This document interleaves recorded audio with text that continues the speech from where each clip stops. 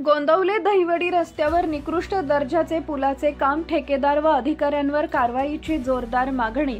पाया मजबूत करण्याऐवजी ठेकेदारानं चक्क डांबरी रस्त्यावर मुरुम ओतून काम पूर्ण केलं। या ठिकाणी डांबरी सडक न उकरता हे काम केल्यामुळे काम निकृष्ट झाल्याचा आरोप ग्रामस्थांनी केलाय।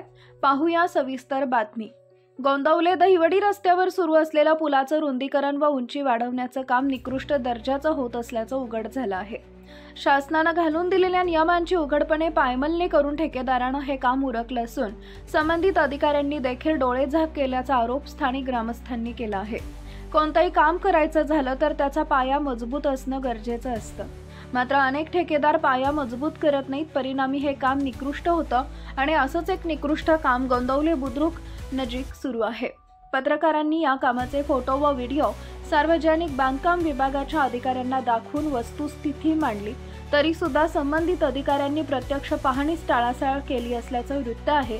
यामुळे नागरिकांमध्ये संतापाची लाट उसळली आहे। स्थानिक नागरिकांचा आरोप आहे की अंदाजपत्रकानुसार रस्ता उकरून मुरुम टाकून पाणी मारून रोलिंग करणं अपेक्षित होतं, परंतु ठेकेदारानं जुना रस्त्यावरच थेट मुरुम टाकून रोलिंग केले।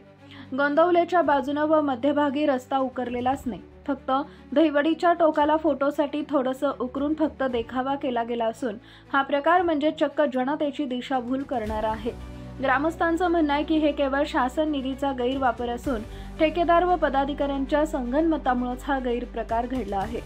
ग्रामस्थांचा इशारा, या प्रकरणी तातडीनं सखोल चौकशी करून दोषींवर कारवाई करावी अशी ठाम मागणी ग्रामस्थांनी केली आहे। अन्यथा लोकशाही मार्गाने आंदोलन छेडण्याचा इशारा त्यांनी दिलाय। तसेच रस्त्याच्या निकृष्ट कामामुळे भविष्यात अपघात होऊन जीवितहानी होण्याची शक्यता नाकारता येत नाही असा इशाराही ग्रामस्थांनी दिला आहे। आज न्यूजसाठी संदीप जठार, गोंदवले।